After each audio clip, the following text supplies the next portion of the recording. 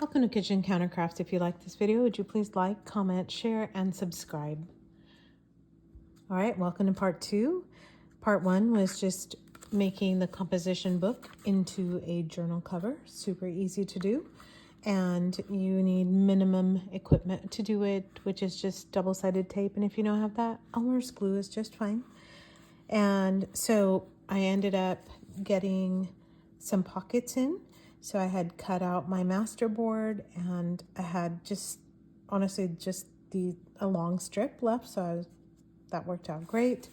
And then I just took some pieces of muslin and then I went ahead and did a stitch all the way around. And that way I actually stitched the pockets in. It's really rough looking. I like it like that.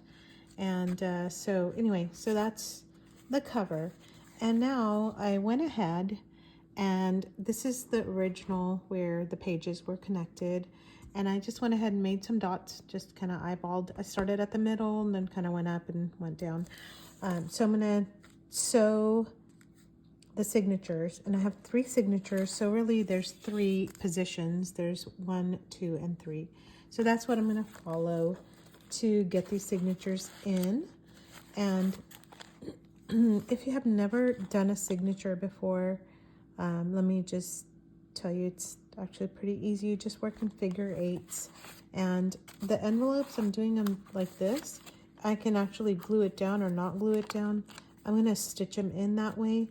And then also inside here, I have small and large pieces. And the smaller pieces, I kind of tend to stagger them because at least the center bit will go through the thread. Plus it gives it a little bit of interest, I think. Again, making a journal for myself, so it should be interesting to me. But what I'm going to do is just stitch this first signature, and I usually start from the back and move towards the front. And I don't know if that's like the standard way of doing things or not. And what I use is just this ball of like crochet cotton, mainly because that's what I have. I use it for crochet. And then you can use just a big needle, or like to poke the holes, or this thing is an awl, and that's like one of the best things ever. So I recommend getting that. It's like, I don't know, $2. It's totally worth it. I've never had one, but you just pierce all the way through everything in this. Oh, and it's not even lining up to where I wanted it to go. So what I'm going to do is, I just was talking and not even looking at what I had here in front of me. All right, we're just going to go for it here. That looks about right. There we go. So the signature just needs to show up somewhere like close to the dots.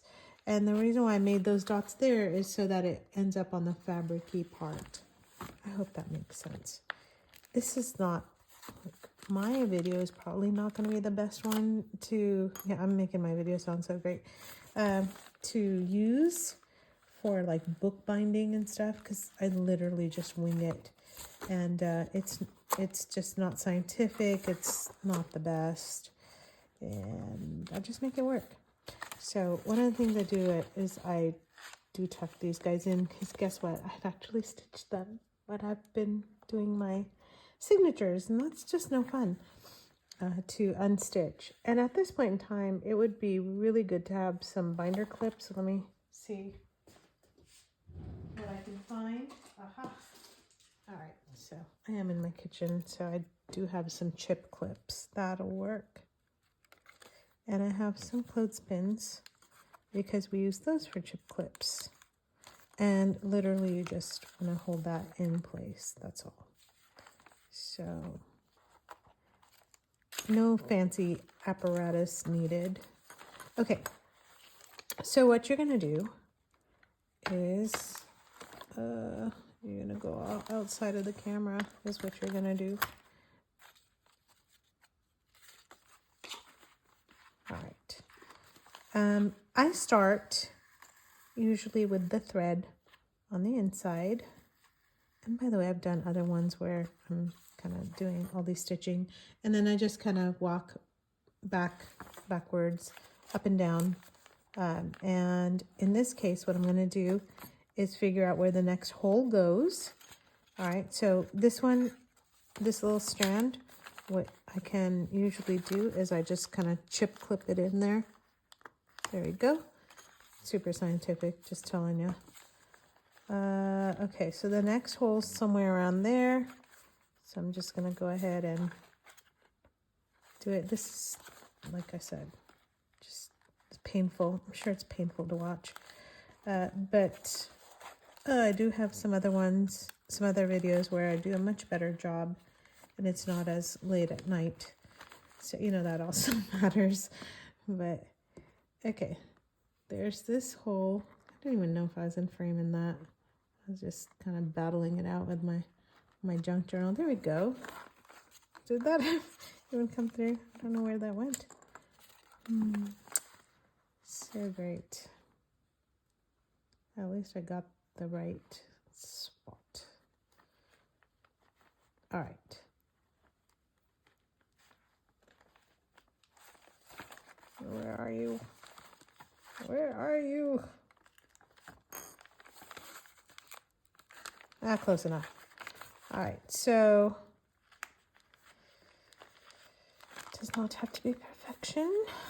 I am going to actually spare you much of this and then give you kind of more of the end product and also how to figure out the front. So you go like this, and then I'm gonna go down one more here and then come up here and then just go back up and down like that. So I'm gonna go back in through here, next hole, come up through here, and then go back all the way on that end. So that's how this is gonna go. And I'm gonna do that and then meet you right after. Okay, after many trials and tribulations, I'm actually back, and I did a fairly decent job of getting the signatures in. Like I said, it's not my strong point. I do have a video on how to do it. Like I said, just wasn't as late and I was not as tired. And so anyway, I did a better job in that. I actually left these tails super long. I think I'm gonna put a tiny little notebook that dangles out. Just kind of occurred to me since I had these long, huge pieces. But what I want to do right now is to just kind of, I'm going to tie this up and I'm going to smash it underneath several books, because right now if you open it up, it's like boing. So it's big, and I haven't even added any ephemera or pockets or anything to it. It's just pages. So that kind of concerns me, but I mean, not that much. So we're gonna flatten it out and set it underneath some books.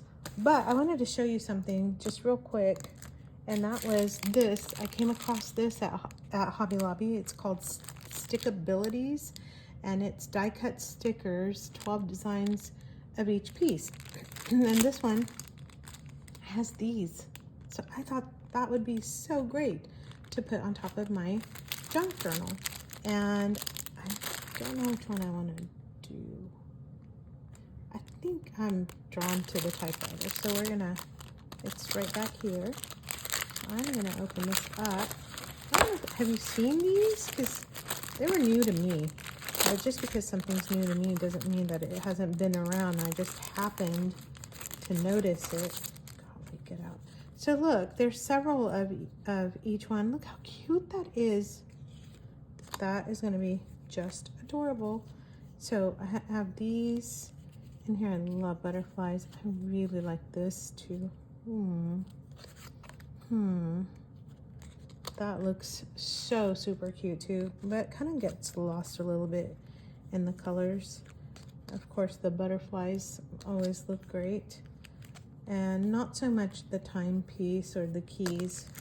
I think I'm still gonna go with this big one, but I need a little bit of a focal point for this because it's so much happening over here. So I tore accidentally a page out of my, well, not accidentally, I was tearing it out for the junk journal, but the top part tore. So I would think that, you know, just even a little bit of the typed part would be, that is hydraulics. We don't want that. So I think I'm gonna just tear it in half. Ooh, that was an awful tear. And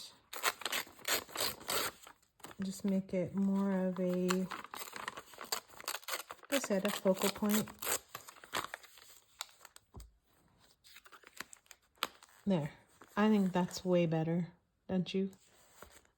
Oh, I don't know if you do or not. I guess I hope you do.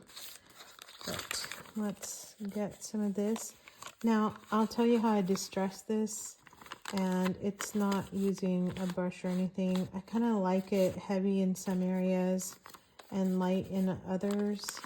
And so this is my lazy way of just kind of getting a little bit of color onto the page.